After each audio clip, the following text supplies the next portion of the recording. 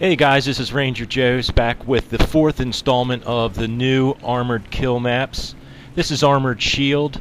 I would say this is definitely my favorite map. It's big, it's bad, it looks great. I think it has a little bit of advantage coming from the US side compared to the Russian side for several reasons. On the US side, you can flank far left, and you can also flank along the river to the right. There's an rock outcrop there. You swing around that, and you come almost all the way around to where the Russians are trying to take the flags on that side. There's the MLRS. It is a sitting duck. Anytime you see those rockets popping and flying up over, if you're not too far from him, it's an easy kill to go get him. I think in this couple clips that I took out of the other night, I got him a couple times. It's devastating when you're on the receiving end of those rockets, but it's so inaccurate, and it has really no defense unless somebody's with him, and you can take it out into 2 or 3 shots depending on how you hit it. So anyway, just wanted to give a quick look here at this map. The helicopters, they seem to come out of nowhere sometimes. Fortunately, I took that one out there with the Sprut, which is the Russian tank killer. I actually like the US version, which is on the LAV platform. I think it runs a little smoother and maybe a little quicker out of the hole, where this one here is a little slower, being a tracked vehicle. Anyway, no matter what side you're on, they're definitely faster than the tank, and I think they shoot a little flatter as well. Later on here, when I'm shooting at distance, it just seems like I was overshooting for a while until I got used to it. I was used to shooting out of the tank, so I'm thinking that it's a little bit of a flatter shooting gun.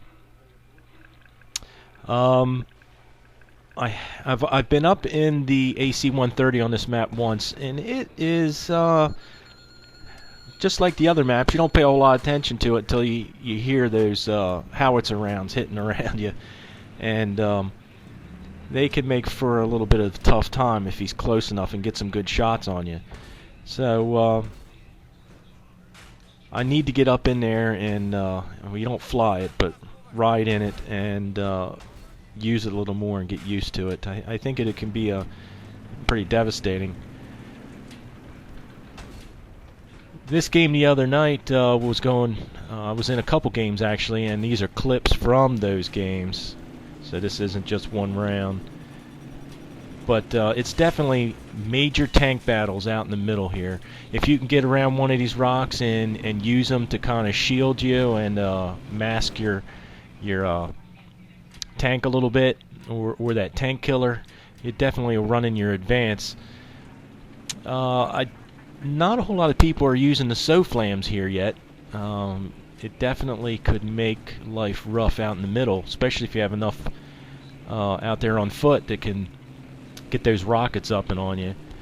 I have this flag here, this B flag, seems to get a lot of attention. It's straight out of the Russian base. It's closer to the US base, but it's pretty much a straight shot out of that Russian side. I like coming across here. These fields remind me a lot of Harvest Day from Bad Company 2.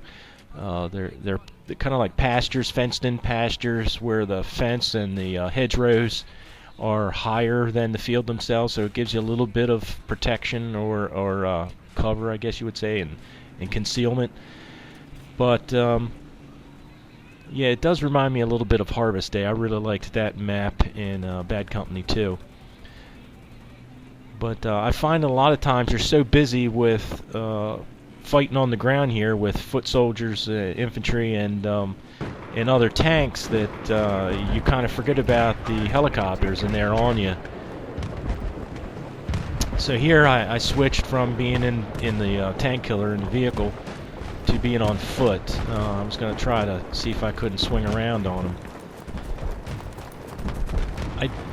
The javelins are, they're devastating, but you only have 2. too. And if you don't have some buddies running with you for support to throw down that ammo for you, they're kind of hosed. You're going to use them up quick, and then you're out there with nothing. You're just a sitting duck for the most part, especially out in those open areas.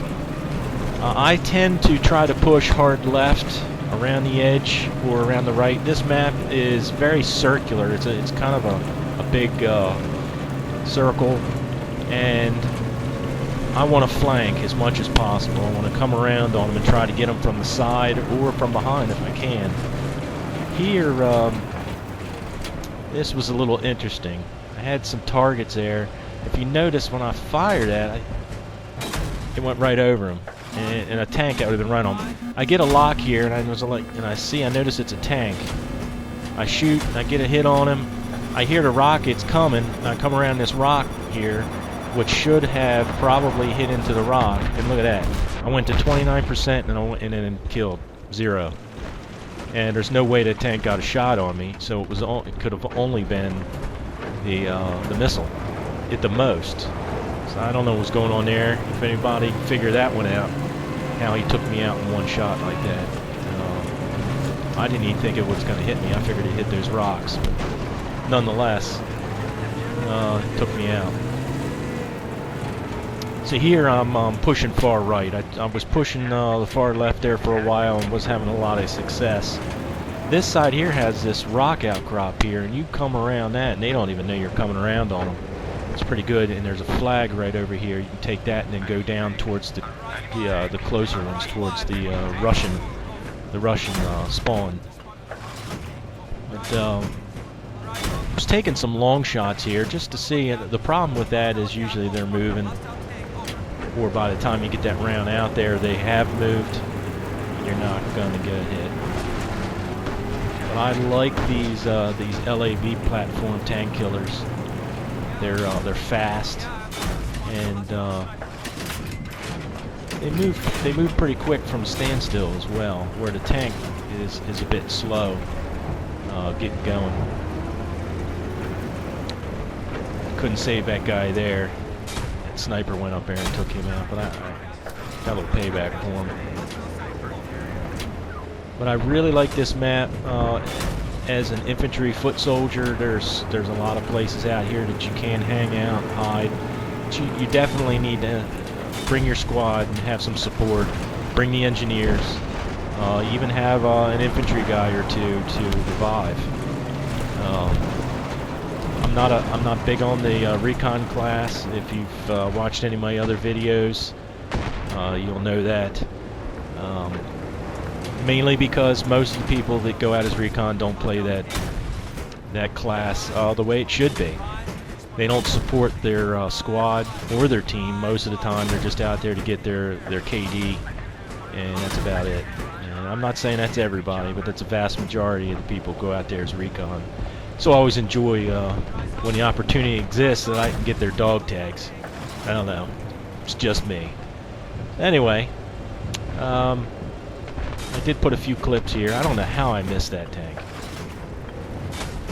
I got back on him. I did anticipate him moving there, and I got around on him, and then I think the MLRS took him out. Here I'm pushing pretty much up the middle. You see these huge holes in the ground. They're from, I guess they're to simulate they came from the AC-130 from that howitzer, or maybe the MLRS.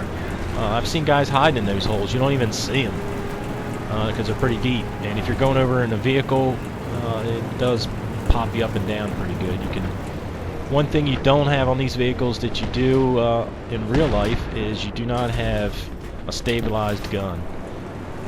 In real life, the real machines, the real McCoys, these tanks, the M1s, once you've locked on a target, that gun will stabilize itself and stay right on target no matter what terrain you're going over. And that's kind of where we're at, where our vehicles are technologically advanced over many other countries, including, I think, the new Russian vehicles, the new Russian tanks, the T-90s and all are like that as well. But that's where we've definitely shined in Iraq and other places. There's that MLRS. He's trying to get us with those rockets, and he's trying to range in too, where he's short. and we're just popping rounds off at him. I think I hit him once. It was a pretty good distance. You know, this other guy in front of me, I think he got him too, or we disabled it. So took it out. This flag here is pretty close to the Russian spawn. You got this one, and you are putting a hurting on them because they got a tough row to hoe to come out of their spawn and get over there. There's quite a few places you can hide. There's these large rocks here. You know, you can use that to pillar, come out, fire, back up. Here's the MRS. I see those rockets going up. I'm gonna swing around, see if I can't find him. And he's just it's like a turtle. He's just sitting there. He's slow, vulnerable. And I was like, what the hey? See if I can't get him. He seen me coming. He tried to get me there, and he did get, I guess one rocket hit me. You see I'm down to 59%, but he popped in the cab and was taking off. And that was a mistake there. He knew he wasn't going to outrun me, and he started coming back towards me. I just put him in reverse, take him right out. It's a pretty devastating weapon, but it is very vulnerable to nearly everything. Here's another. These helicopters. I do have the canister round now for the tank killer, so I should be getting more kills on these helicopters from these things. Right now, I was just getting a single shot. I did take a few down, but it's a little tricky, especially when trying to move. I think there's a guy there in that hedgerow got a lock on me. I saw a guy in there earlier, and you can't even see him in those bushes. Thinking back now, I should have just ran right through there and run over him, but I just rolled out. I wasn't going to take any chances. I didn't know how many were in there. I think I threw mines down or something. So anyway, I hope you like this map. See you on the battlefield, and have a good one. Move out and draw fire.